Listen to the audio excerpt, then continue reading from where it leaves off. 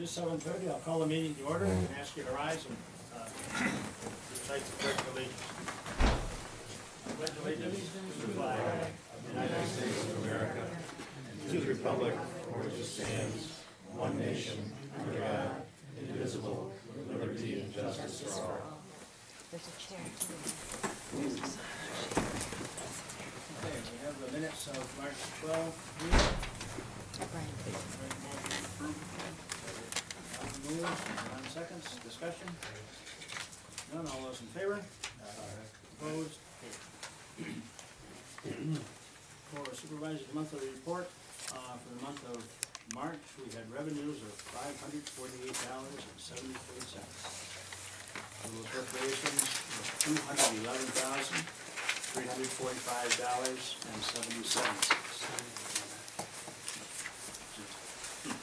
$211,345.77. The general fund checkbook balance is $180,330.65. Highway fund checkbook balance is $321,117.90. P&A account, $22,138.83. And water district number 1 is $3,134.56. And you have my accounting sheets. Okay. Come to time of public comment. Is anyone that would like to address the board? Mr. Landry. Yes, I rise as a citizen from Ingram Hollow, the west side of the township, with two rather weak compliments and two rather caustic criticisms of the board. First of all, I appreciate being allowed this time because you're not obligated to do this, but you allow citizens to stand and usually they can take a few minutes. And so I do appreciate that. The other is I appreciate your recent resolution prohibiting brine usage in the township. And to me, it represented an awareness and an acceptance of the dangers of brine. Otherwise, probably not have had a unanimous vote on that. So that's appreciated. The criticisms had to do with board conduct and appointments that have been recently made. I, for some time, have thought this board was not really representative of the whole population or the whole electorate. The recent election that brought one new member to the board and one regular member in with a big vote, and the supervisor with a rather thin margin, is seen by some people as a mandate for the board to go ahead with their usual practice. And I think this is shown in two recent appointments to the town planning board. These are both good, decent individuals who I know one of them quite well, a colleague for many years. But nevertheless, they are obviously very like-minded people, and they think this was reflected in the vote where they rejected the idea of updating the map that will be used or could be used at the zoning and the zoning. I'll call it law. It's not a law. In the new zone plans, and so at any rate, that's one criticism. The other is I view with disfavor the practice and the toleration of having post-meeting huddles around the supervisor's chair.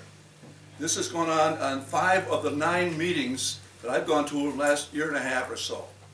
And I've never seen a town board member or the supervisor reject this. This is completely legal, I know, but the appearance of it, as if people can get the ear of a town board member or a supervisor's ear that they didn't have completely during the meeting. Recently, after there had been what I would consider a threat to the board of a lawsuit from outside money and outside interests and outside people, the same people were tolerated to repeat their threats there at the board. This happens to be 2 people who are here at most meetings, commonly than once. Neither one of them sent me a birthday card or a Christmas card last year, but they both know I respect their integrity and their business practices and their ethics, but I don't approve of that practice.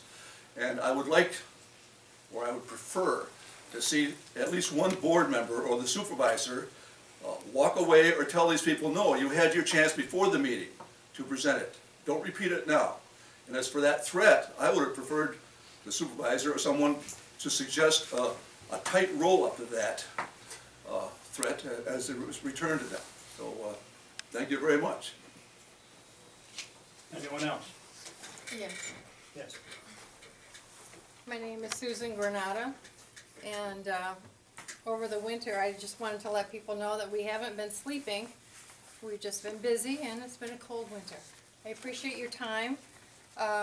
We have had a letter circulating around to our neighbors out in the township, and this is the letter which I will give you a copy of. I'd like to read it. It says, "Help Oxford keep our neighborhoods frack-free. Note, 69 concerned residents in the town of Oxford addressed this appeal to our neighbors in advance of the April 9th Town Board meeting. Dear neighbors, did you think we persuaded the Oxford Town Board to keep fracking out of the town's residential neighborhoods? We did. Their proposed new zoning law removes gas drilling from all residential and recreational districts. But a few weeks ago, the small local pro-gas lobby launched an aggressive campaign to frack around our homes, lakes, and neighborhoods. Will they succeed? It's up to you. 1,000 voters said no neighborhood fracking. Last November's electoral turnout was historic, almost 4 times as many voters as in any previous election. 6 candidates contested 3 seats on the 5-person town board. All 3 winners opposed fracking residential districts. Ron Charles won the largest number of votes. He ran on prohibiting gas drilling in the residential zones. Incumbents Lawrence Wilcox and John Hofmann won re-election after their board proposed the new law against fracking in the 6 residential and recreational districts. The losing candidates wanted to ban fracking everywhere. Self-interest or community values. In a surprise move, the Oxford Town Planning Board, also known as TPB, voted on March 18th to recommend that the town board withdraw its entire proposed zoning law, stop updating the town zoning map, and return to the 2007 pro-gas zoning law. It appears that the planning board's intention is to restore the right to frack in the residential districts, because some planning board members have or want gas leases there or nearby. Joan Swerfager, the newest planning board member, captured perfectly in her board's concern for self-interest over responsibility to the community they represent. She says she opposed the proposed new zoning law because it will adversely affect property values. She was apparently thinking only of her own property because heavy industrialization will devastate the property values of hundreds of her neighbors living in Oxford's beautiful residential and recreational districts. We will all suffer from the loss, so will our kids and grandchildren. Small minority threatens big majority. The vote was 4-0, with Secretary Ken Ryan abstaining and Chairman Paul Roman not voting because there was no tie. Donald Richard Anthony made the motion and aggressively supported it on the grounds that if the board pursues the new law, a small minority of pro-gas landowners will try legally to force the board to rescind it. According to the official register, as of last year, Anthony had at least 2 gas leases near the Lake Gary residential district. Anthony's motion seems to be an attempt to intimidate the town board to serve the TPB members' financial interest over the will of the majority as expressed by the 1,000 signatures of the 2012 gas moratorium petition drive and the overwhelming 2013 election victories. Disrespecting our professional volunteers. The previous 2007 law permits gas drilling in the residential districts. The proposed new law does not. The new law also includes noise and utility tower regulations, provisions for material staging areas, and empowers the town planning board instead of the zoning board of appeals to approve or reject gas drilling permits. The town board was still discussing changes and additions to the new law and maps when the planning board voted in favor of dumping the entire project. The current town zoning map is old, crude, imprecise, hence unsuitable to the changes in the proposed zoning law. With the support of the town board, new councilman Ron Charles has worked diligently with board members and Shenango County planners to upgrade the zoning map using the latest technology. Ken Ryan, the longest-serving member on the town planning board, spent a year working with Deputy Town Supervisor Jerry Locke and others on the proposed new law. It has already been reviewed by the town attorney at considerable public expense and approved by the Shenango County Planning Board. These neighbors have volunteered hundreds of professional hours of free labor. Gas booster lobbies, boards. Bryant Lauderet launched the surprise last-minute attack on the March 14th town board meeting. He threatened the town board with legal action if they did not restore gas drilling in the residential districts. Lauderet represents a few landowners, some in residential districts, who want to lease their property to the gas drillers. One lobbied to hydraulic fracture under our mile square village, as you recall.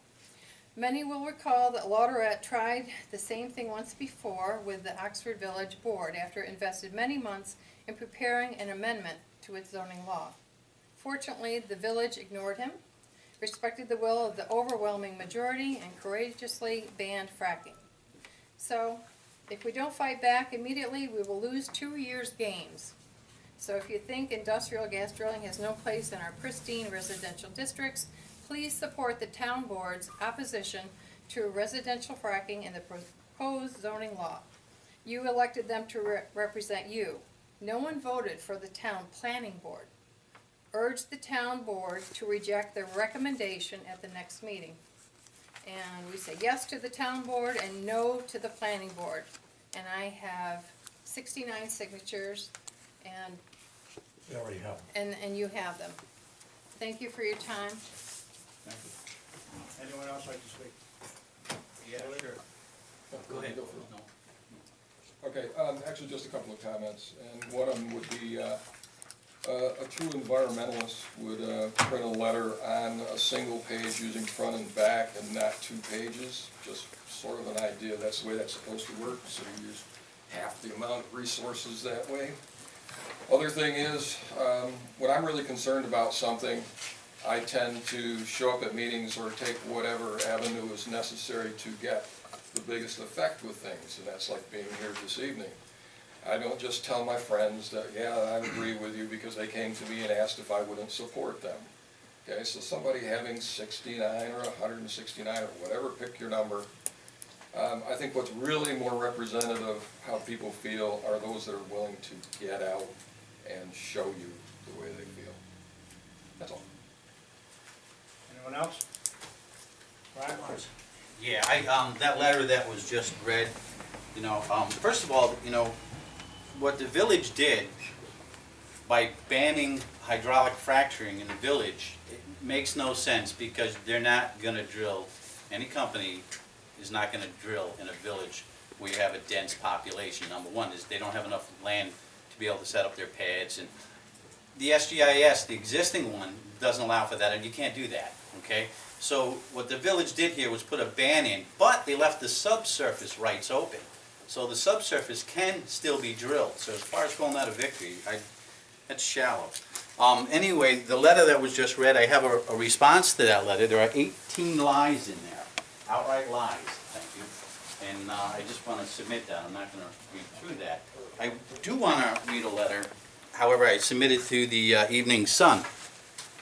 And this goes for all towns, not just Oxford. But before I get into this, to respond to another comment that was made, there was no threat of a lawsuit made here.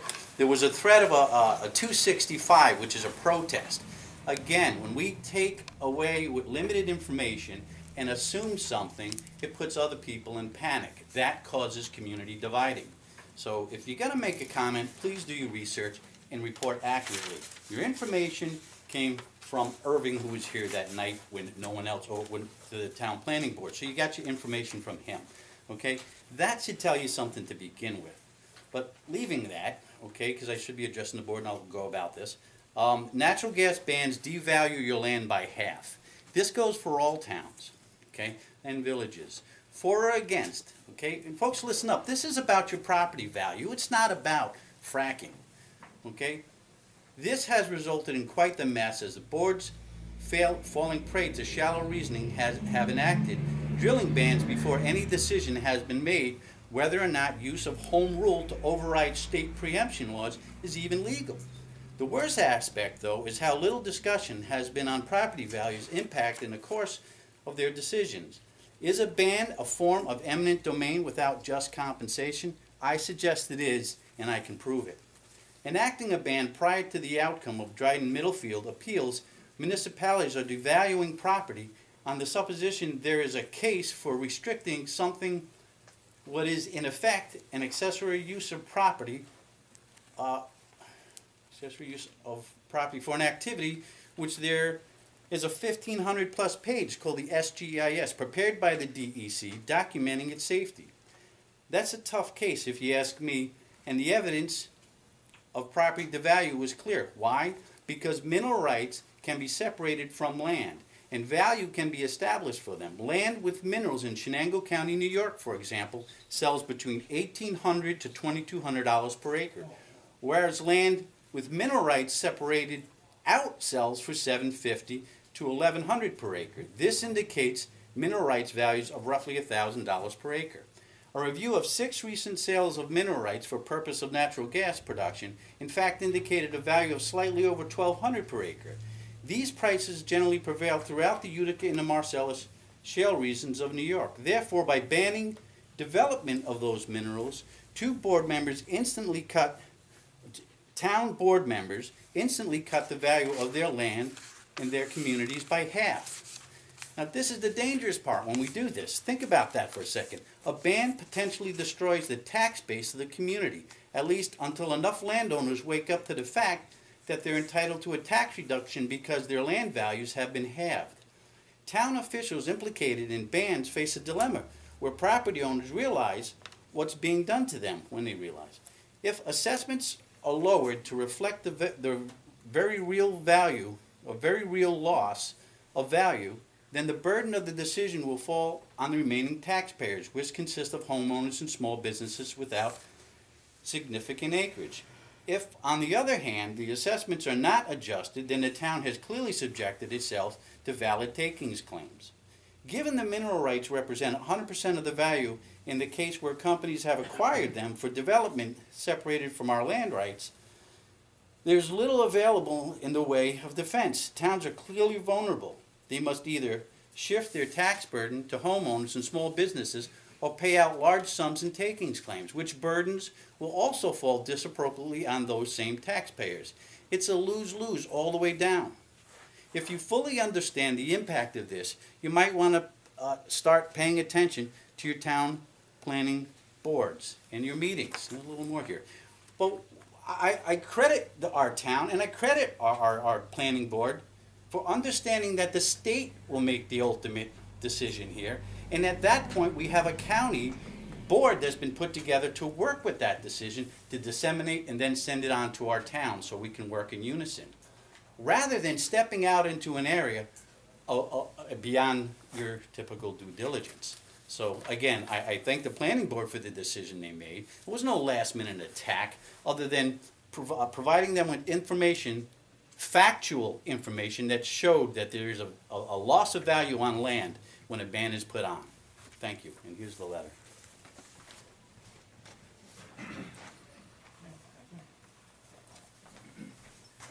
Anyone else? Mina?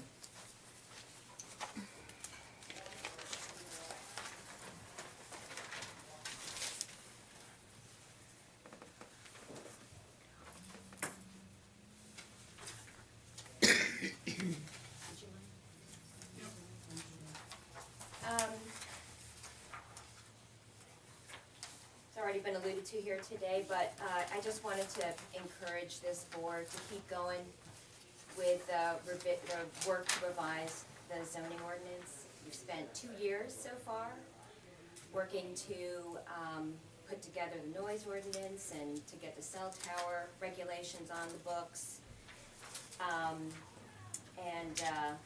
I certainly support that work, and also the inclusion of the removing the oil and gas drilling in the residential districts. But I think that there's more work to be done there, and that it would be wise to have community have some input on this process. So far, we've just been able to see the draft revised zoning by foiling the document from the county, because it went through the 239M review process, so that's what we know about where the draft is at this point.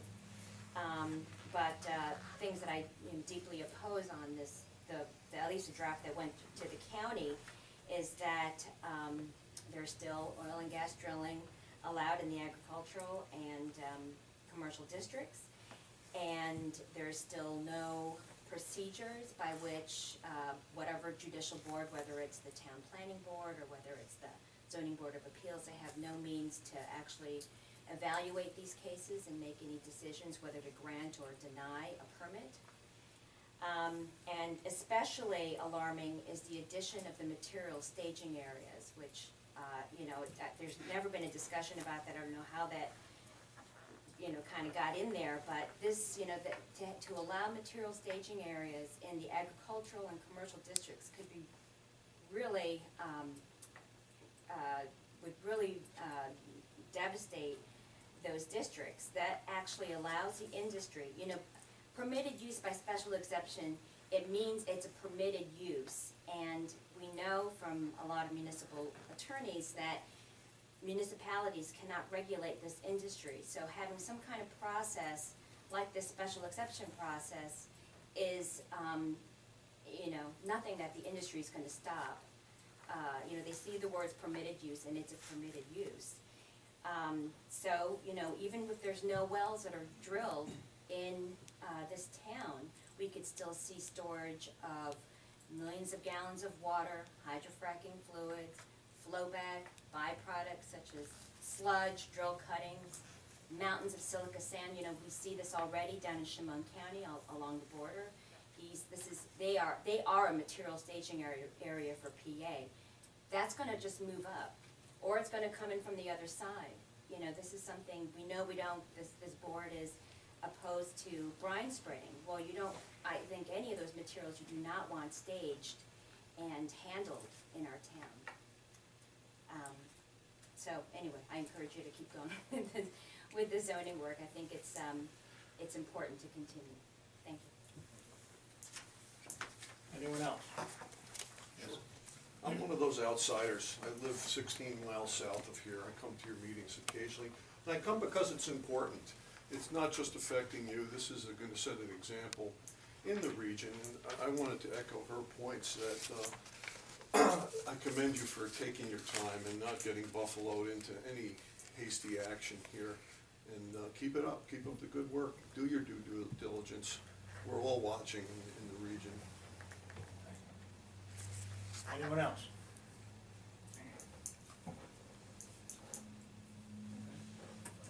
Okay.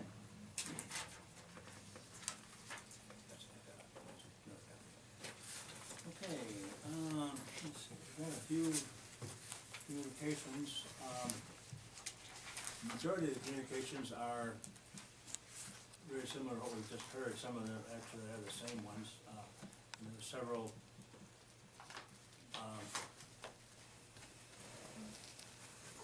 accolades, I guess I will call them, for our resolution of prohibiting brine spreading. And so I will have Jim add them to the minutes. Okay.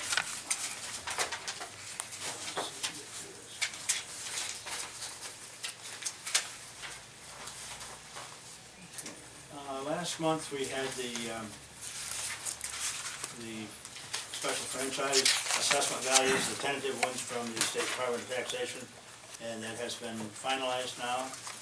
They have the final, they ended up the way they said they would, unfortunately.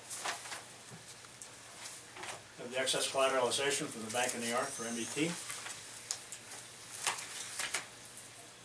And got a letter from NYMER, our insurance reciprocal, their insurance carrier for, and they are informing us that because of the continued good years they've had, effective the 1st of January, their rates will, renewal rates will decrease.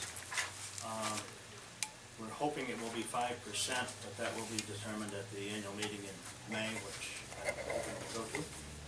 So I'll be able to tell you that. But NYMER has maintained a AA rating with AM Best, which is as good as we can be. So it's been a very good union to have someone like that from carrier insurance that understands what we do. And speaking of that, the new truck, what kind of a ride did they put on there? Did they ask you about that? Okay, we gotta take care of that. Okay. Remind me of that.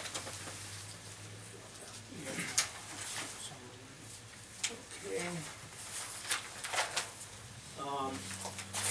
Got a packet of information from Vermont Engineers, and it seems that the village is looking at a water and sewer renewal project, improvement project. And since we have the town of Ashley Water District that is associated with them, they've sent me a packet of stuff, and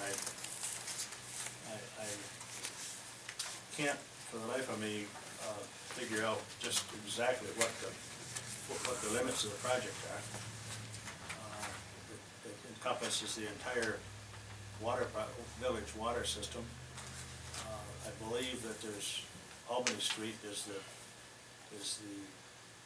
main focus of it, but it talks about the whole village. So I don't think it should affect our water district, since that's all less than 10 years old. So hopefully that's holding up. Haven't heard of any problems, but I guess we'll stand by and listen for it. I would assume that the process is to try to get a grant to fund the thing. Okay.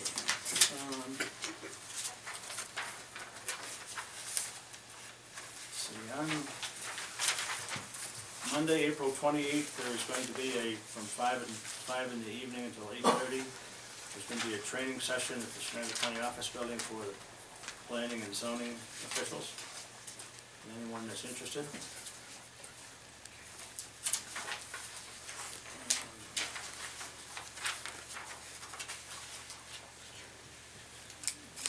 Let's see.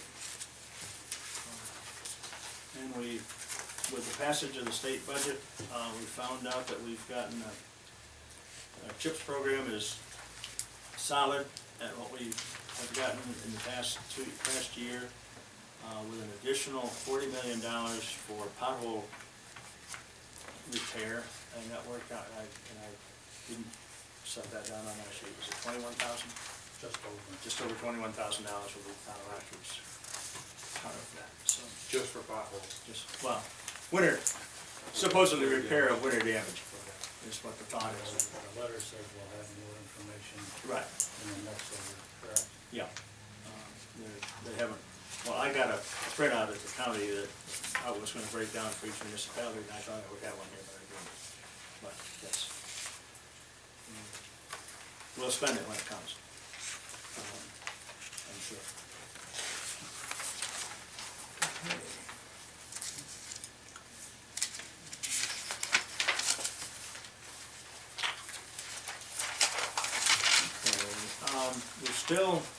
We're still kind of holding our breath to see how the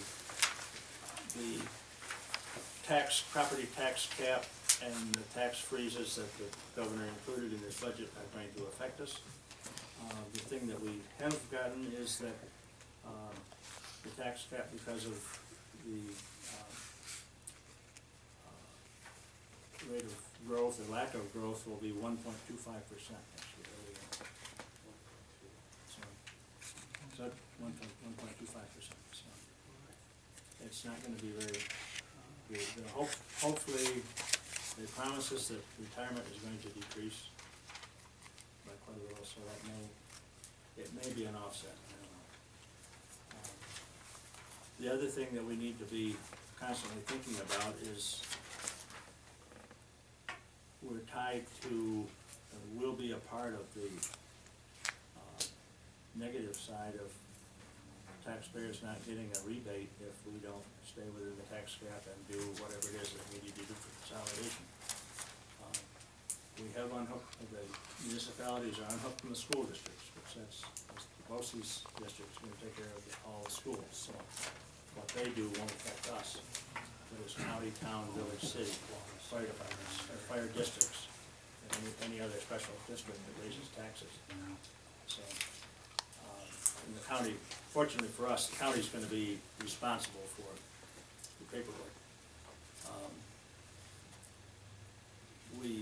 We think as far as the shared services and consolidation and those kind of things that we can meet back the things that are still affecting us that we've done in the past. And one of them is workers' comp in Chenango County. We probably save the municipalities of Chenango County somewhere in the neighborhood of $5 to $6 million a year in workers' comp cost. That's just an off the cuff number, but and that's a continuing, ongoing thing. So the hope is, and our understanding is that we'll be able to use that as fuel for this. So it may not be quite as onerous if we had feared. Can we use the shared services with the other towns of sharing equipment and so Yes. forth? Yes. We can We use that? can use that, but we need to be able to put a value. So that's the only problem that we have, you know, we're gonna need to go back and say, okay, we spent, you know, X number of days and, you know, we can figure our labor costs and our equipment costs, those kind of things. But it's gonna be kind of a paperwork job of That's the figuring that out. legality of what the value is that we Right. say. So I guess that my thinking is that, let's see what the big issues are, big things are first. Let's not use up all of our chips at once, and because this thing's gonna go on for 3 years. And my understanding is that it increases 1% each year, a savings of 1% each year over the 3. So we're just as well off to meet the level, you know, meet whatever it is we need to meet for the first year, rather than doing a bang-up job and then having to struggle the next 2 years to make it. So is this the first year? Or, Actually, 2015 will be the first year. okay, so that's when we'll start. We have to start with, 2015 budget will have to show, tax levy, is what we'll have to show savings. Okay.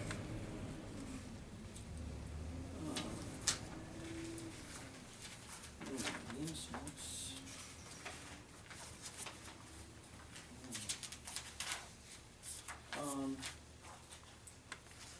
We had a safety, Nymer did a safety inspection up at the, was it at the garage or here? Back in, when was it? November maybe? In October? Sounds about right. They need a response as to the things that they complained about. And I guess, actually, did they come here and talk to you, Jim, at the town office, as far as our procedures and that kind of stuff? No.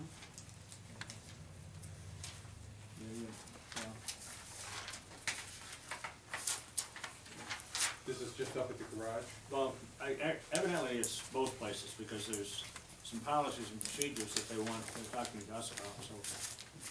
Tim, they're looking for, don't you keep the driver's licenses, copies of them all on file? Isn't that what as I recall, it's or is it their record? Oh, maybe it's their record of convictions and that kind of stuff. Right. Okay. which I hope we don't have. We couldn't access, it. That's right. Okay. You couldn't access their driving record as a town employee? No, only at the time of hire. Can you now? I think I can now. Okay. The insurance company takes a copy of their checks in yearly, I believe, anyway. That's what I thought, because you always have to have a copy of their driver's license. Right.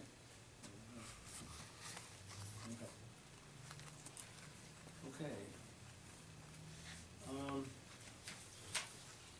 Jim, we've got a new truck, I assume the bill's in there for that equipment? Okay.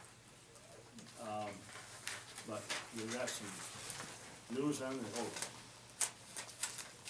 we gotta declare surplus first, or did we already? well, I'm not sure if we did. I We didn't? Okay, We have to do that first. okay. So the 2005, 2001. 2001 Ford F-550 that we have to replace, we need to declare surplus.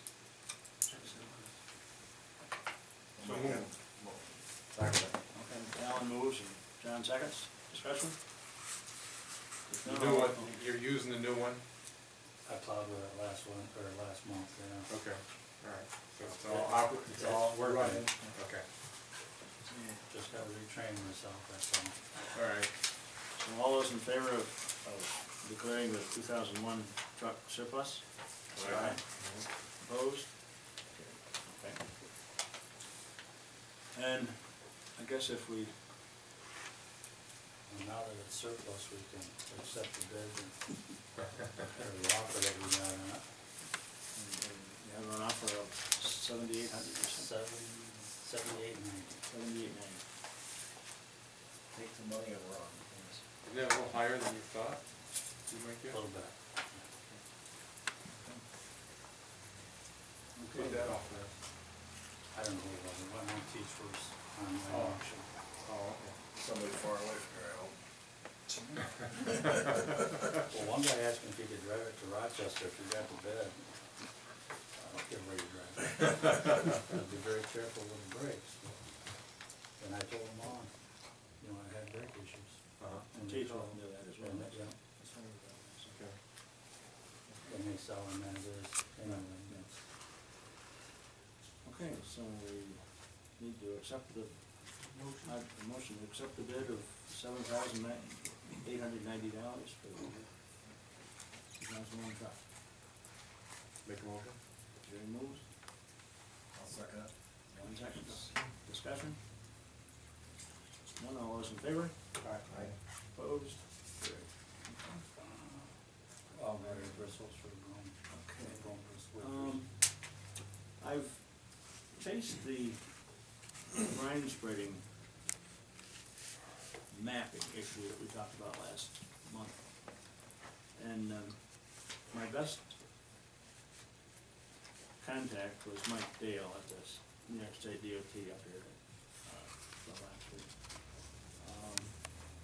And there's evidently the brine spreading that map was referring to was salt mine brine. And the DEC shows the routes that they will have to travel to get to their roads. This has never been permitted in Oxford. DEC has no record of permitting any brine spreading in Oxford. But they do come out with suggested routes that the trucks will use to get there. And obviously, you know, if they can't fly a truck into the middle of a road to start at the town line, so they wouldn't spread it in Oxford, but they'd be, so. But as we agreed to last month, he said that their issues with it were not at all favorable with, they weren't happy with using it, the brine anyway, for ice control. So, And this brine is salt mine brine? well, it's the same, yeah, that's what Mike has used up there. Not Not- brine not- from not any sort of cracking. drilling Right. process? But there are, he said that his understanding was that there are brines that come out of regular vertical wells that are very similar, you know, depending on what the, you know, geologic structures they're going through as they're drilling, they, you know, they get into water and salt Yeah. and those things. But, you know, and that's just a naturally occurring thing, which is the brine that they're using. But then the difference is when the fracking fluids are put in, you know, And mixed in, induced and yeah. mixed, that's a different issue as well, so. But, Mike's comment was that, some of the brines he had seen try to use were like turning 10,000 geese out on your road. You're trying to take care of ice control and that's all, forget about it. It's slippery or not. So. Okay. Tim, what else is going on with you people? We started sweeping roads for maybe a third of the way through the first time. Doing a good job, cleaning up good. Been cutting some brush, patching potholes, hauling the material to start making some patch. So we can do a little more spread patching, paving and whatnot. Where are you calling from? Michigan. Servicing trucks, trying to get everything fixed up in the long winter. Hey Tim, suggestion, are you gonna move salt and pile in front of the road? Been doing it the last 3 days. Okay, so we don't have to worry about sliding on the ditch again. I mean, I understand why I did it, but now that it's gone, we gotta do something about it. Yeah, we moved it away from the building and Okay. away from the county road and Very good. Is that something we should think about, some kind of containment? well, there's been thought that they're pushing hard for the sand pile to be contained. And I just wonder if we do, you know, do you get any brownie points for getting ahead of the Right. requirement? Yeah. I don't. Unless they're gonna up our Right. chips Okay. money. Yeah. Yeah, cause that's been off the big building to. No, I wouldn't talk about bill, I'm just wondering about just some kind of a containment. Wall or something, yeah. We had 9,000-10,000 yards of sand there this year. What kind of shape are the roads in? What was the deal? I mean, they're On the sand pile, they're looking instead good. of the ditches. There's a few potholes there. Pile. The ones I take out was too bad. Now that it's Couple gone, on I the suggested we move. softened up a little like in certain spots, but they're settling right back down and they look good. Sweeping off good. So you get around and start doing potholes pretty soon? Already have started. Okay. Somebody made a comment the other day that it's pretty bad when town roads are better than the state and the counties. No, it's pretty good. Right, that's what I said. Are you gonna be able to get patch made fairly quickly, or is that? are they ready to They're go? talking by the end of this month. Really? Okay. I bought a couple loads out of Riskin and Yeah. it's working well. What about, project roads? Have you had a time? I haven't started making much of a list yet. I wanna see what they look like after we get them all swept. I'm planning on doing a lot of surface treating this year, get them sealed up. I'd like to finish around February, we did half of it last year. Other than that, a lot depends on the price of the materials when it comes in.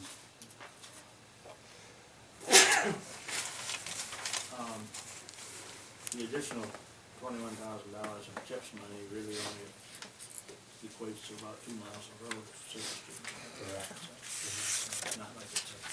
Not like it's a big I kinda windfall. took that last paragraph in the other one, they might try to dictate That's why I was, where we're gonna use that yeah, money. well, that's, I think we're gonna do like we did last time, just kind of forget it's there until we know which way the wind's blowing. don't spend it.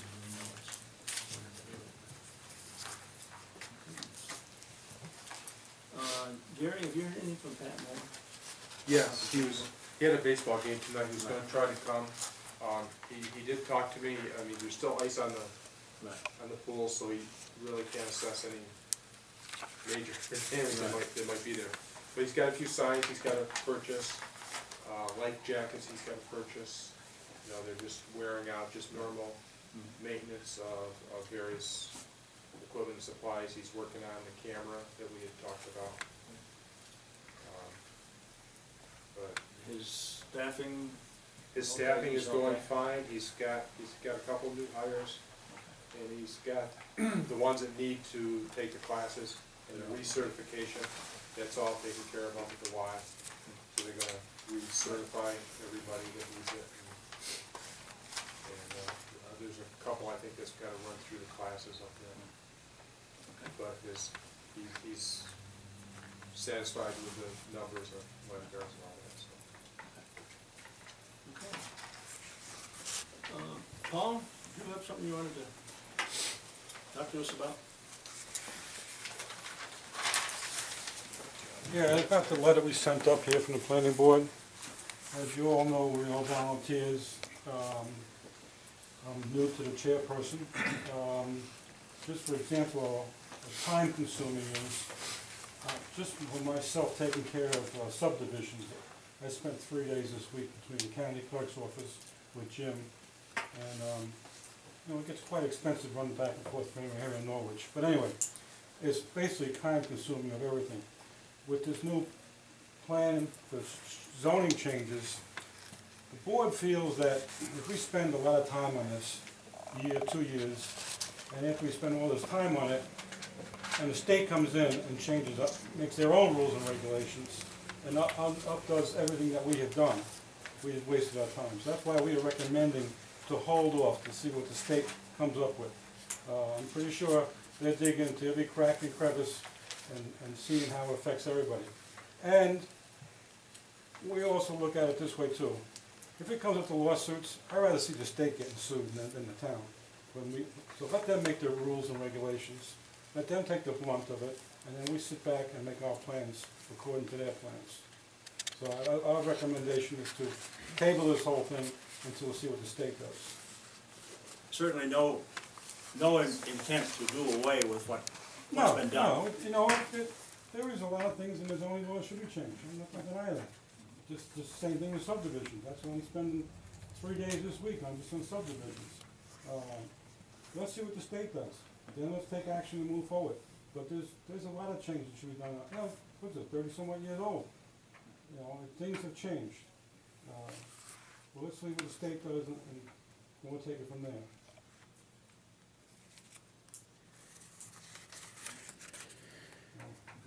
Any questions? Questions at all? Well, with all due respect, Paul, Yes. and I do respect every member on the planning board. I know some of you guys personally, and I would never question your integrity, although that was questioned earlier. Mhm. That's not the issue here. I think the changes in that proposal would send us in a good direction, and there's a lot, it's pretty broad. From the cell tower, I mean, we could be getting ourselves into a lot of trouble if we don't enact that cell tower regulations, as well as the noise regulation. It doesn't mean that we can't react to the state coming out with who knows what and when. I mean, nobody can predict that. But I mean, to me, it looks like a good solid start to some updates to that zoning regulations. It's a good start, but we don't know what the state's gonna come down. I mean, what the whole nutshell is the drilling, right? We don't know what the state's gonna come with the regulations. If we make our rules and regulations and the state supersedes it or undermines it, where do we lie?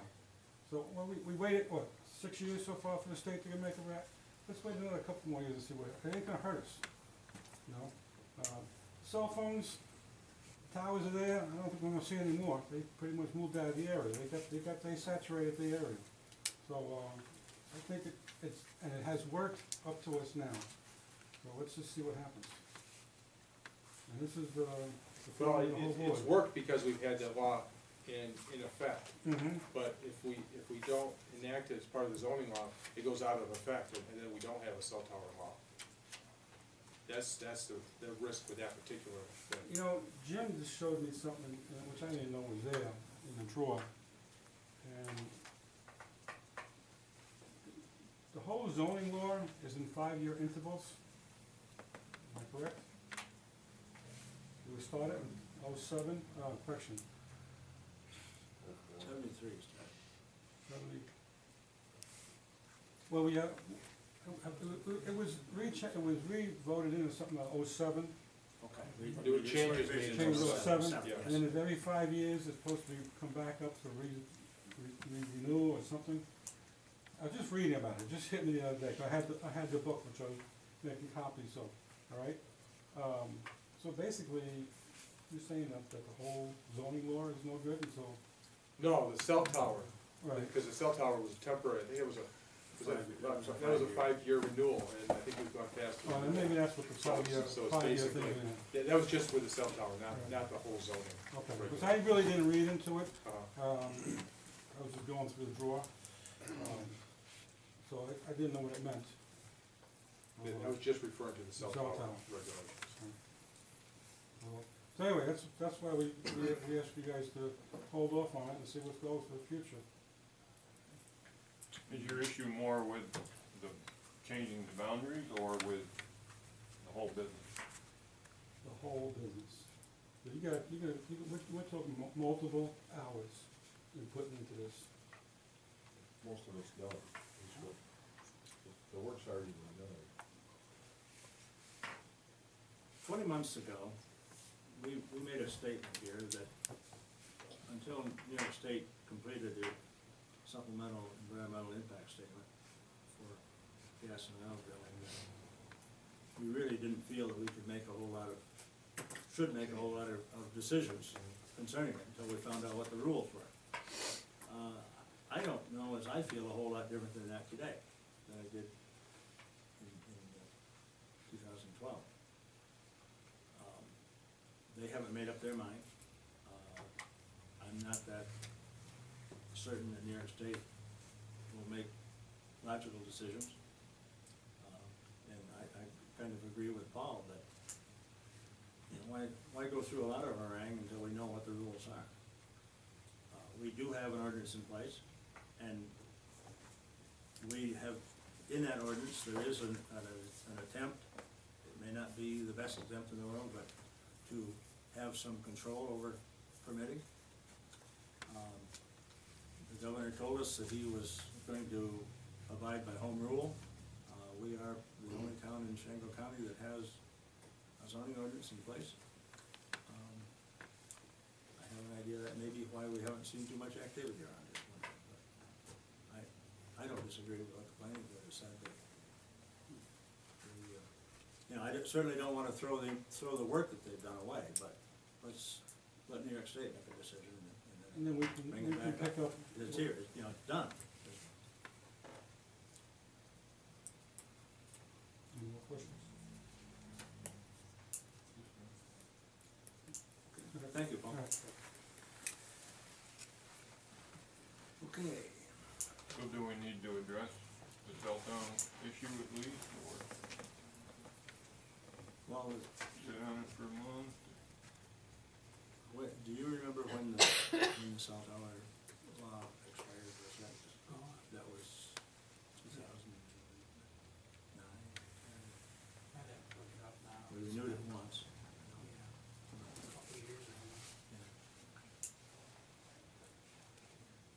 But I think the noise ordinance is important also, because who's to say when the next pipeline is gonna be moving through and they're gonna start putting compressor stations in. I mean, these are issues back in 12 that we really weren't facing, we really weren't anticipating a pipeline through our area at that point. And the staging areas, and in spite of, I mean, some people are in the false impression that by mentioning a staging area, we're giving permission for it. There's blanket permission for these staging areas right now. They can come and right along Route 12, buy up some land and put in a huge staging area, and we have nothing in our zoning regulations to to prohibit that. or to Jerry, regulate can that. I address that? Can I interject? Because it's not a permitted, if it's not mentioned in the zoning, it's not permitted. No, the zoning doesn't work that way, because in all of those regulations, it goes, there's always a clause at the end of it, that states to the effect that, these are permitted uses, but it doesn't include, or doesn't disclude all other things. Not limited to. It's not limited to, is the wording, thank you. So, a staging area is permissible right now. There's nothing the town could do to stop a major staging area on town property or town road or anywhere in our community right now. So that, in effect, gives the town some control over that. So it's a betterment for the town. It doesn't hurt the town. Right now, we have no protection whatsoever from that. My concern is if we wait until the state comes up with their regulations, and the gas companies are waiting to drop a permit as soon as that happens, and then we start to try to write zoning laws to control it after it's already been allowed, what type of problems do you come up with then? Trying to regulate something that essentially will have already been permitted and being used in the town.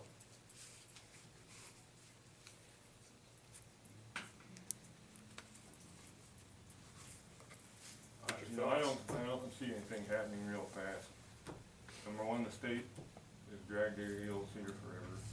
Number two, a lot of the new leases, the bigger leases, will run out in the next couple of years.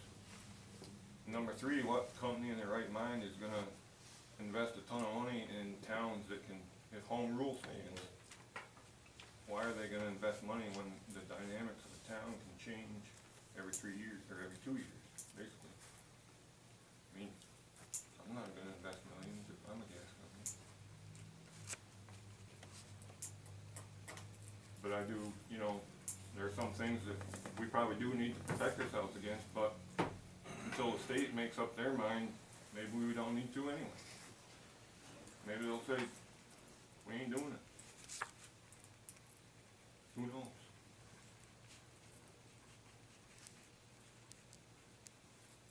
John, any thoughts on it?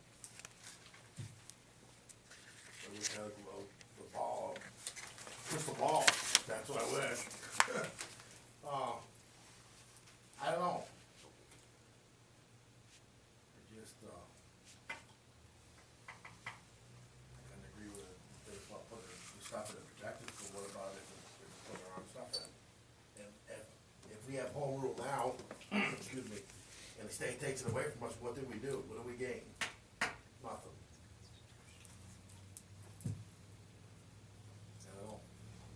I don't know where to go.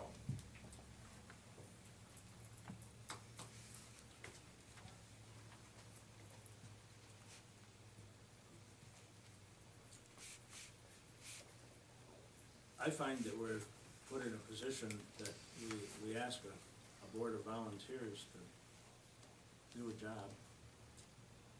They make a recommendation to us. I find it kind of difficult to ignore that recommendation.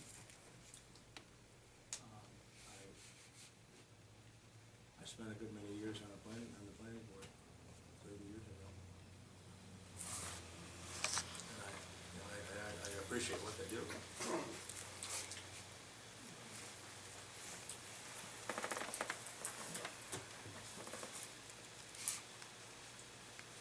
Can I, step out of my job as town clerk and make a statement? Yes. Okay. Planning board has already gone through months and months of putting in some good stuff. We have already asked them to do. Okay? So, they have done what they were supposed to do, and we held up because we were going to see about putting a couple of extra things in it. Now, the board, which has new members on it, have come back through and said, oh, we don't want anything done now. What? I don't understand where we're going. We got some good stuff that can be put into this, and it's not gonna hurt anything to put it in there. If you don't wanna put all in there, fine, but they put a lot of time in this, these guys. Not the ones necessarily on the board now, but they did. And we, or you as a board, have already said, yeah, this is good stuff, but we'll hold up just a little while, because we wanna talk about the map maybe, and one or two other things. All of a sudden, you're changing your minds. And I sat here and I think all the stuff I've written up, and everybody else has written up, you're just gonna throw that out. Okay, I'm back on the board. Thank you. Doesn't make sense.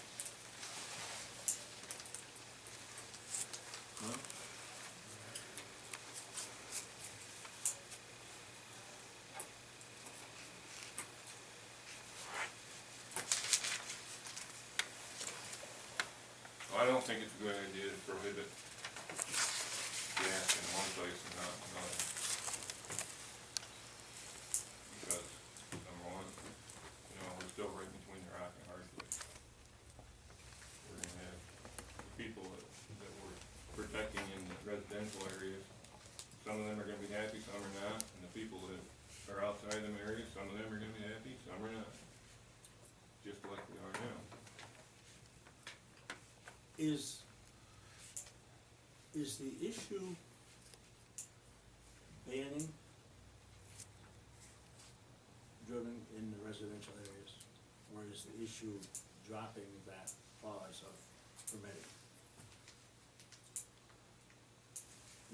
Did that change the dynamic of this when that was suggested that they be banned, or? I believe it, for me it did. That's kind of my feeling. We took a different direction.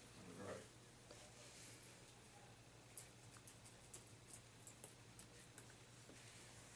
I'm not even wild about the special permit. I mean, granted,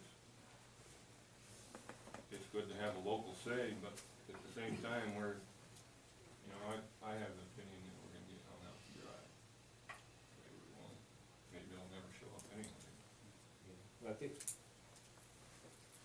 the point is that just taking out the word gas and oil drilling as a special permitted in the residential area, just by taking that out, there's also a statement there that says, these are the things that are allowed by special permit, but it's not,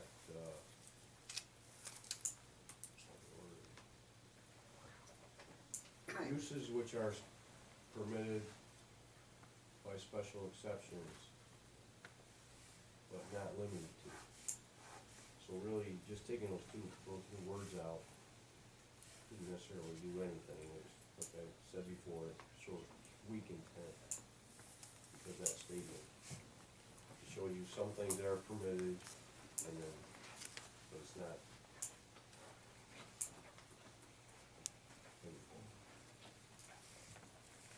Hi, my name's Rich Anthony, and I'm the one that proposed the motion that was passed that's being discussed here. And just an example of one of the problems, I think, that going into this and rewriting the zonings that are now, is one of the things is they're talking about the boundaries of the residential areas. And the first suggestion that was made, which was made by Ron, was, well, we don't know exactly how to do this, so let's take, maybe a good idea would be to take, if you've got part of your land is into what is considered the existing R, well, maybe we should put all the land in. No. Yes, I said at the meeting, you made a suggestion that if part of it, then maybe their entire boundary would be, if that was made, that statement was made at the meeting. And my problem becomes, Excuse me. no, let me finish my statement, please, and then you can, I'll just, go ahead. Okay, that came out, that was a recommendation to Ken Ryan when he went to the county. And that wasn't anything that No, it was started. suggested at the planning board meeting, you and Ken were the two that were, you volunteered, you and Ken were gonna look at the boundary map, and you made a suggestion, maybe one of the things we could do to make this a more, uniform or whatever, if somebody has parcel land, then put it out. Well, I looked at the maps around Deer Lake, there's 5 or 6 landowners that own 50, 60, 70, 80 acres. So this potentially, drawing the boundaries without any regulations from the state, without any guidance from the state, you could take somebody, the planning board or you guys, your final saying, could turn around and take and say, well, this guy's got 5 acres, well, we're gonna draw a boundary, include his entire property. He may own 60, 70 acres, and a lot of people do around the outside of that lake. And there, without a threat being made, one of the problems I immediately saw, if we did that, for example, that's just one, I wouldn't say that was gonna happen, but it was a potential suggestion that might be one way of doing these boundaries. Without any guidance from the state of how we're supposed to do these boundaries, without trying to threaten anybody, I can almost guarantee you it's gonna be challenged under state law 265. Did you guys know what that is, right? So then what happens? Now we gotta, we spend, I don't know how long it takes to draw this boundary without the state guidance. The town draws some kind of a radius, then it's challenged by residents, and what do we gain? Then the state comes down anyway, and somewhere down the line, it's gonna give us a boundary. I don't know how they're gonna do it, but they're gonna start at the water's edge for lakes and go so many feet, 1,000 feet or whatever they're gonna do. Wouldn't it make a lot more sense to wait till the state comes out and says, look, here's how we're gonna do this? And then go from there with it? To me, no matter how innocent it might be, you start making suggestions now. If you radically change it all, these boundaries, it's gonna be challenged from one side to the other. And to what gain? And if it's not a significant change, why make it to begin with? I mean, that was part of my thinking as I sat there on the board. I don't think, from my conversations with Ken, or certainly my feelings, that significant changes wanted to be made. That, I certainly didn't want to make significant changes. But if it could be tidied up along existing property lines, because they change. But I've looked at the maps. Nobody, I don't think it would be acceptable for either board to start including 50-acre plots in addition to where the boundary is now. I just don't think that would be acceptable. But if you don't go to boundary lines, which is you're saying you don't wanna do, necessarily if somebody has a big parcel Well, I of don't land. want. If there's big parcels of Yeah. land, which they, Yeah. believe me, they are. You look at the, Sure, look sure. at these lakes. How are you gonna do it? How are you gonna They do can go across. No, I mean, so how are you gonna? They don't have to go along boundary lines. That's the state suggests that they do that. They just have to be defined. They have to be defined, so that But- they could go across, say, 1 acre of someone's property is inside the Lake Geary zoning area. But I will and read- 49 acres are But I will outside. reiterate what was said at that board meeting. Uh-huh. One before last, and Ron was talking with Ken, because those two were the ones that were gonna, I think you volunteered to help as a liaison. The statement was made, the suggestion was made by you, Ron, that if part of the land is in the RR, maybe it would be a good idea if you just use the boundaries of that property. And the boundaries of that property very likely are gonna encompass large acreage. So that's just a kind of problem I see getting into, and why I, as a member of the planning board, and I think, which was agreed unanimously with the exception of Ken, that we would be better off waiting, get the regulations from the state, and then react to it. Okay, thank you. Can I speak as a citizen?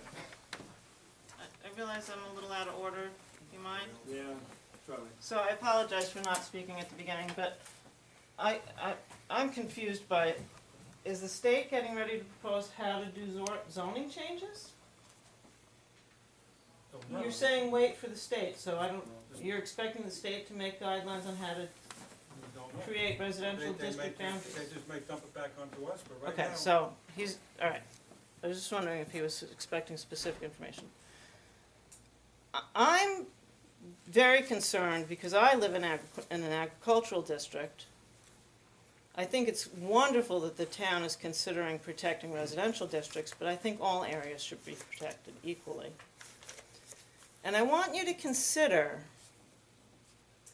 that if you were to ban fracking in the entire town or enact some kind of a moratorium,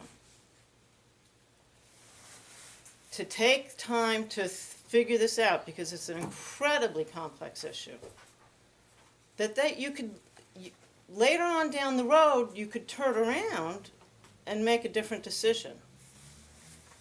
But if the state allows fracking and fracking starts to happen in this town, there's no turning back. I want you to really think about that. One option is a two-way street, and the other option is a one-way street, and in my opinion, a dead-end road. So please really take that into consideration. Okay, well, where are we?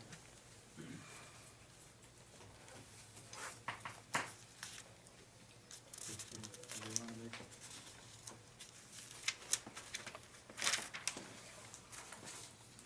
make some kind of What, easement? was there any provisions in there for the, what you were saying in the zoning laws? There was not anything in there about putting, storage facilities or anything like that. Right now, there's nothing in the zoning to, it's just not mentioned at all. Right.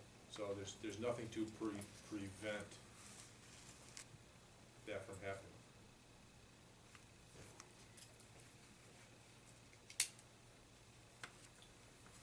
Which is why I thought it should be included in there to protect our town.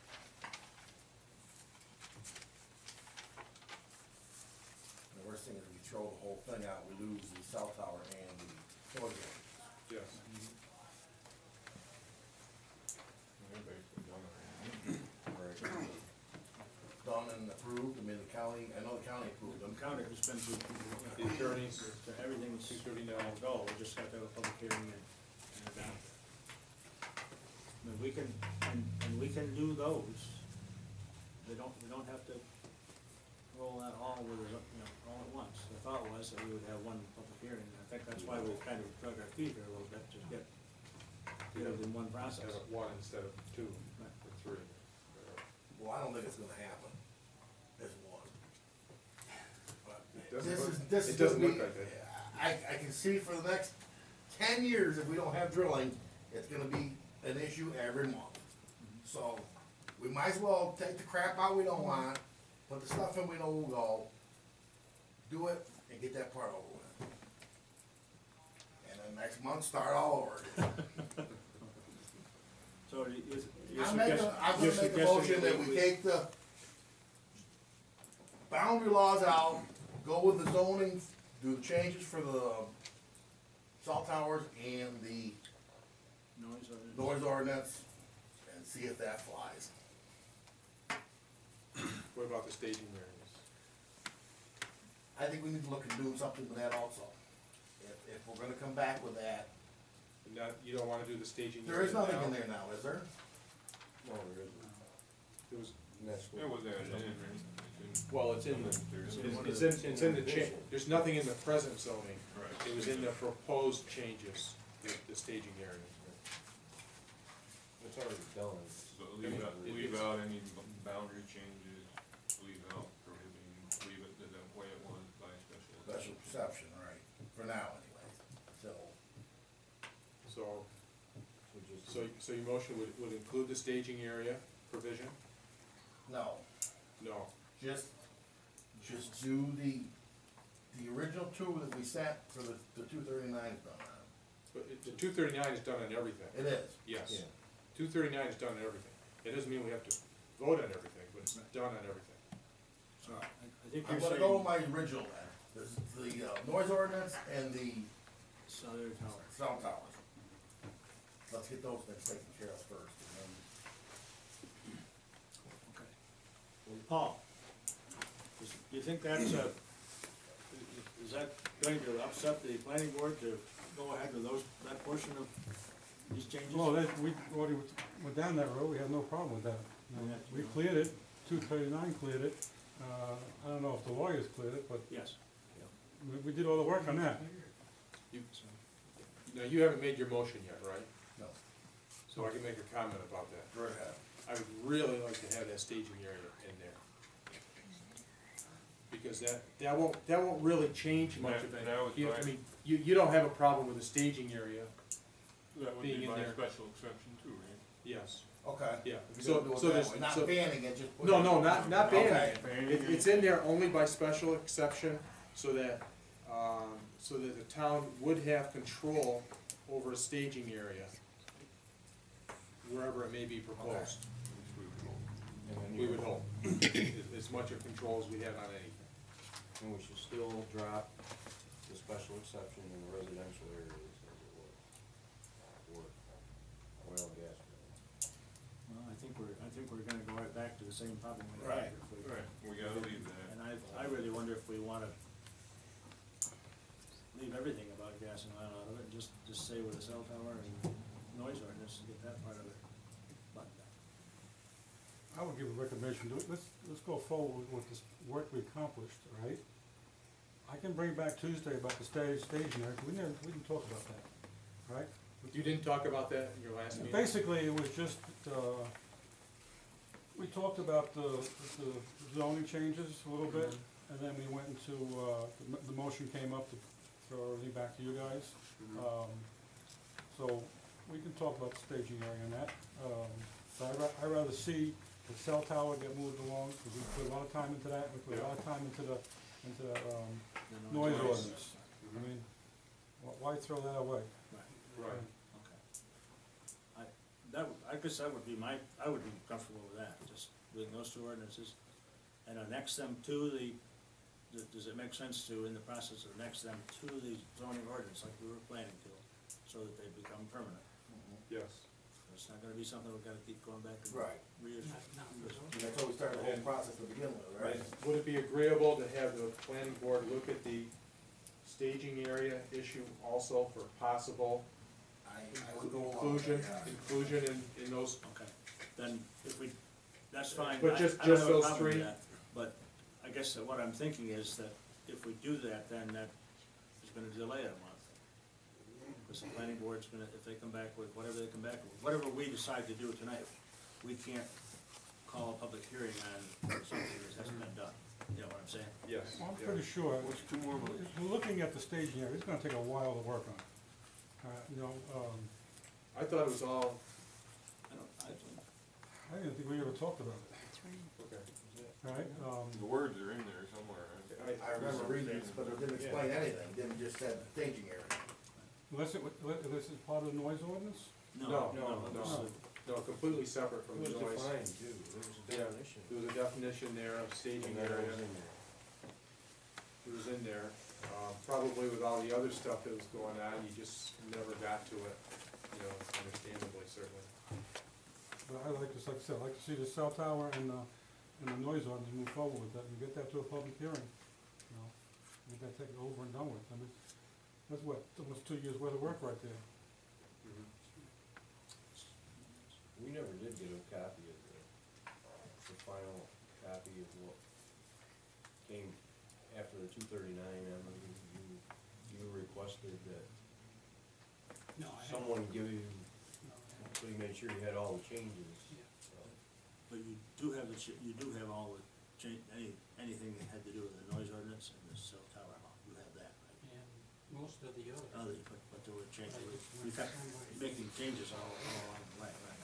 Because with that many changes, This is basically changing words. Yeah, it's no sense of going through the motions if we're gonna not have it right.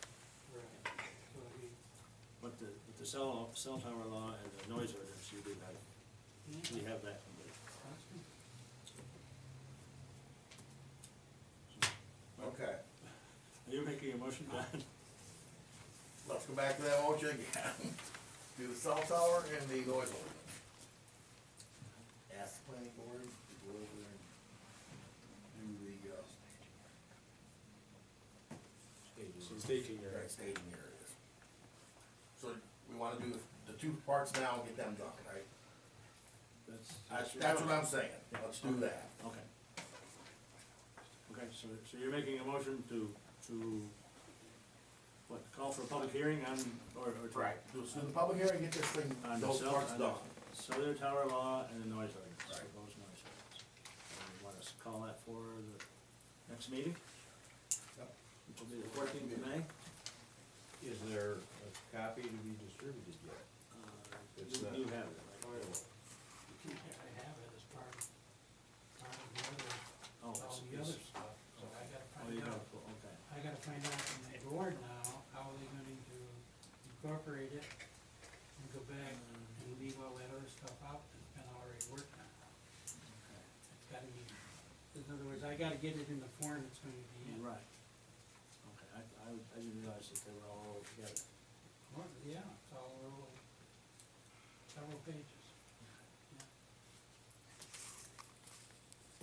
Are we moving too fast to try to get there? I think we need I think everyone needs to get a copy of the zoning ordinance, the way it's gonna be exposed for review. If they have to go back to the planning board before Jim gets his everything, I guess that's what's gotta be done, you know, because Jim, it was 2 meetings ago, I think you asked for the final changes, you know, you could make sure you had everything. You just wanted that. Just republish. Okay. So I guess then we're back Going to, that all out again. back to asking the planning board to come up with a final proposal for the cell tower law and the noise ordinance, so we can proceed to public hearing hopefully in June. Is that right? Well, you come back to everybody look at. Bring it back here in May, in May. and then we'll Then you move could it forward for in June. Is that agreeable with everybody? Sure. I don't know if I'm getting nowhere, but I just, there. Okay, so I will communicate that to the planning board.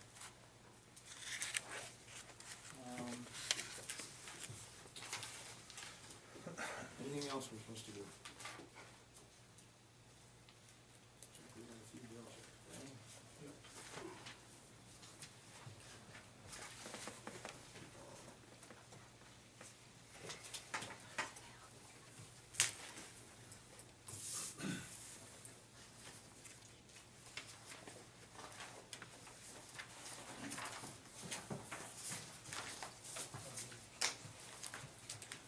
What's the deal on that? Portland pump thing?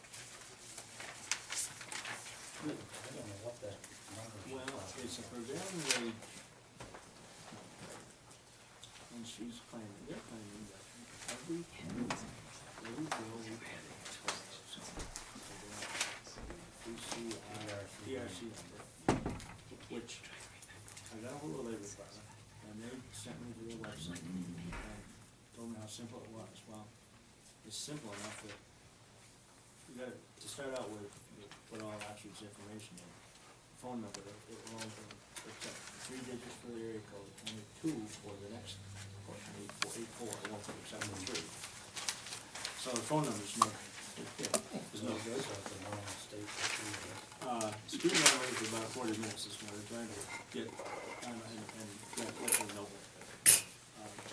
But, and they keep saying, well, it obviously was put in under a major project. The pump was put in under a major project. So, well, I said, no, we bought a fuel tank and We just bought the pump. bought the pump and put it, oh, well, that's, They replaced the pump and all that, so. just now? No, 2 years ago. Okay, yeah. And now this is just a service. This is now, right? just a service.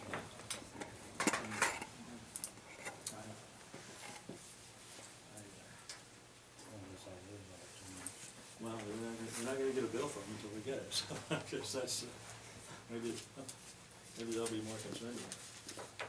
I do have one more thing, I just remembered. Town of Guilford asked if we wanted to consider going in consolidation with a salt barn, from them and Bainbridge, because they're applying for a grant. I don't like mentioning it, but we already have our own salt barn. I don't wanna drive clear to Bainbridge. I was gonna say, why do you, and who's gonna furnish a loader? Exactly, and who's gonna keep track? You don't use it that much. I used about 20 tons this year. So it's better to stay away from that. Exactly. But I think my ass. Yeah, I got asked the same thing, so. We're gonna consider it. Was I told him I didn't put it on the agenda. Okay, I've got a handful of stuff there 2 years already. yeah. Make a motion to go to pay the bills. I just for some clarity to me, I'm not quite understanding. You're gonna recommend back to the planning board the noise ordinance and the cell towers, and you're gonna make it pass those hopefully and get them enacted. How about the rest of the motion as far as maps and changing, what are you gonna do with that? I guess we're just setting still at this point. So you making taking no action on that, the rest of the, okay, thank you. Alan made a motion to pay the bills, John seconds. Discussion? If none, all those in favor? Opposed? Okay, if there's nothing else, I guess we can stand adjourned until the 14th of May. Lawrence? Oh. Could I ask a question I think that you'd all be very interested in before everybody disperses or whatever? I don't know whether you're. Do we have to re-adjourn or reconvene the meeting? Okay, I'll do it now. Because obviously I got sort of a question as far as talking to anyone after the meeting earlier. While you're all here, I mean, it doesn't have to be just something like, actually the reason I want to ask is because you have a person on the board now that actually was part of my question.